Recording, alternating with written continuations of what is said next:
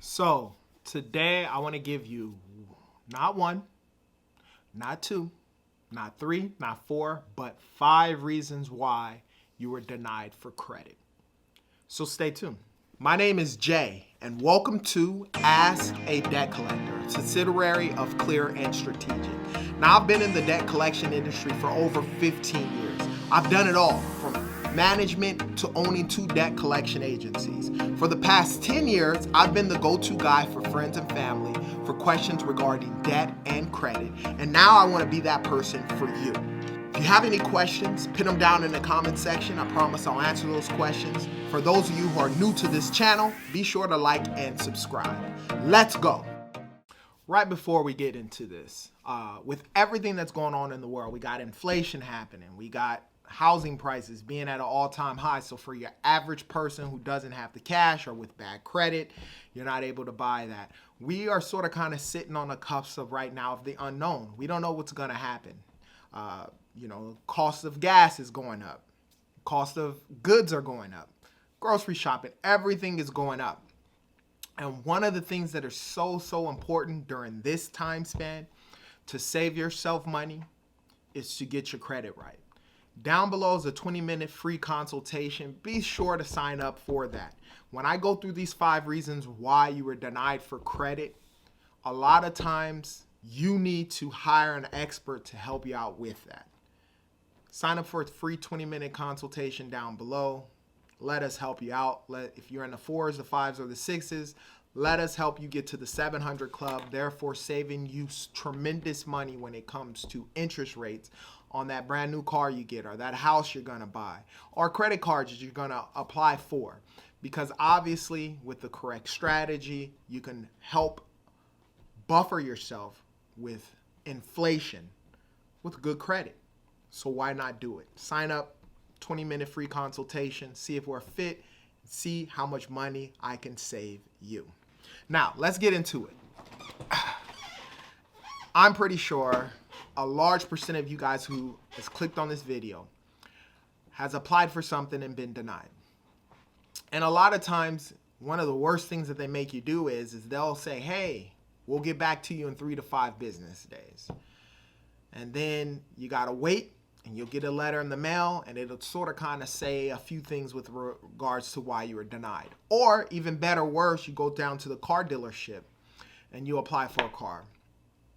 And they tell you, hey, your credit's messed up and we can't get you approved for anything. Or even worse, I remember going inside of a bank and applying for a credit card and being denied many years back. And when I asked them why, it almost is as if they couldn't tell me. It was like, oh, yeah, I don't know. You just weren't approved for it. And then, you get the letter in the mail that says your FICO score is low or whatever it is. But sometimes we just don't really understand. But for those of you who don't understand, I'm here to help you out. And I'm going to give you 5 reasons why that will happen to you. Let's get right into it. The number 1 reason why is your credit score. Your credit score represents your report card. And as we all know, with your report card, if you have a C, you're average. B, above average. A is typically exceptional. And obviously within those grade parameters, D and F, you're failing. You're not going to get approved for anything. Same situation. If you're in the 4s or the 5s, typically that's F or D. If you're in the 6s, it's like C, depending on where you're at. 7s and 8s, Bs and As, right? And so your FICO score, typically when you're applying for something, whether it's a house, a car, or a credit card, and specific credit cards, they look at specific FICO scores. And so a lot of times people think, oh, I had a 700 FICO score. Why didn't I get approved for this? Some credit cards require a higher FICO score than that. But the number 1 reason is that FICO score. Number 2 is too many inquiries, right? Typically, you want to have about 2 to 3 inquiries over a 2-year time span. And if you have more than that, typically creditors look at you as risky. Why is that? Because you're trying to get credit. And someone who's desperately trying to get credit is looked at as risky. I've been denied for credit with a 750 FICO score, but because I've had 10 inquiries on my credit profile, right? And creditors look at that as risky. It's like, why is this person applying for all this credit? Sometimes it can be looked at because you're being denied a lot of times. In other cases, it could be like he's getting too many credit cards and he doesn't necessarily have a plan. And we don't want to risk giving him a credit card and him failing to make it out. Now, if you need a 24-hour inquiry removal kit, down in the description, I believe it's only $13.99. It gives you step-by-step guide on how to get inquiries removed. Obviously, you only want to get inquiries removed that is not attached to accounts, right? So all the stuff that you apply for that you were not approved for, especially those of you who went and applied for a car, and as we know, they'll run your credit 15, 20, 30 times.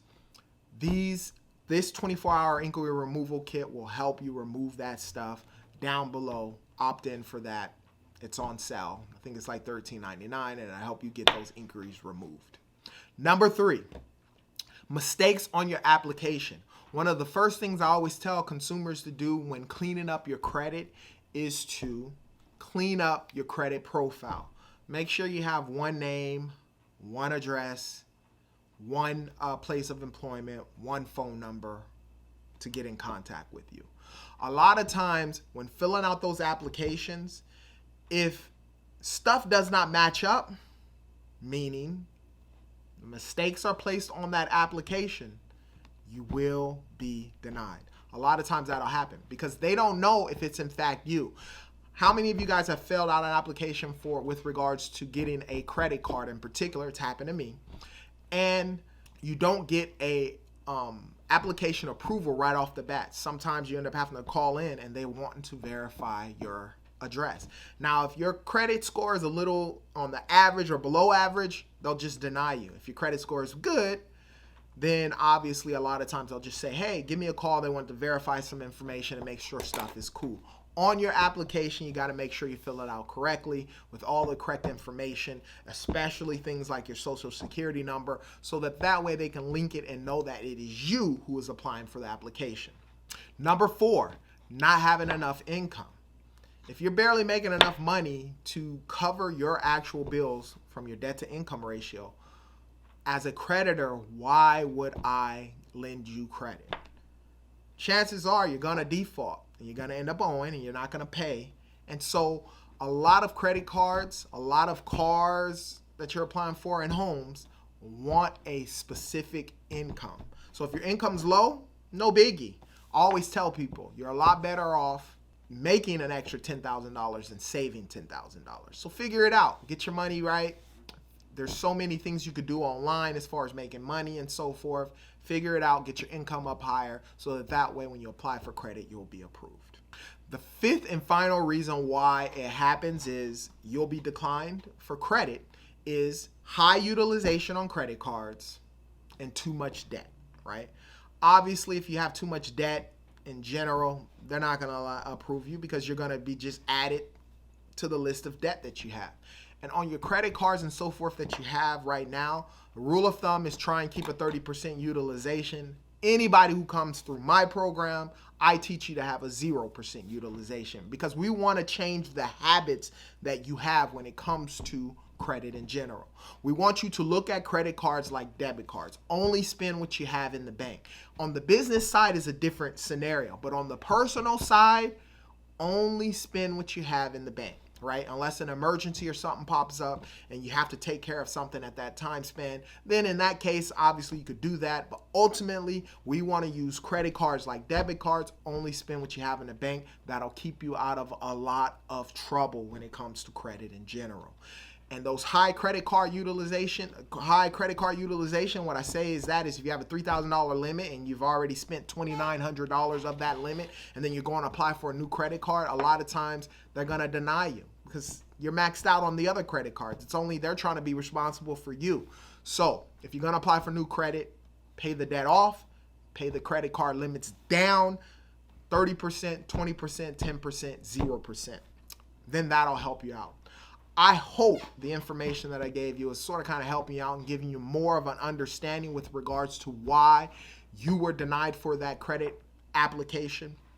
Now, if you're in the 4s, 5s, or 6s, I've stressed it in the beginning of the video. I'm going to stress it again. Down below, 20-minute free consultation. Not only will we clean up your credit, but we want to give you the education on what to do as far as building your personal credit, and then beyond, which is business credit, which is a whole new thing. I'm going to start talking more about business credit in general because it is phenomenal. Now, if you have any questions about credit or debt, put them down in the comment section. I promise I'll answer those questions. And as I always state, you be great.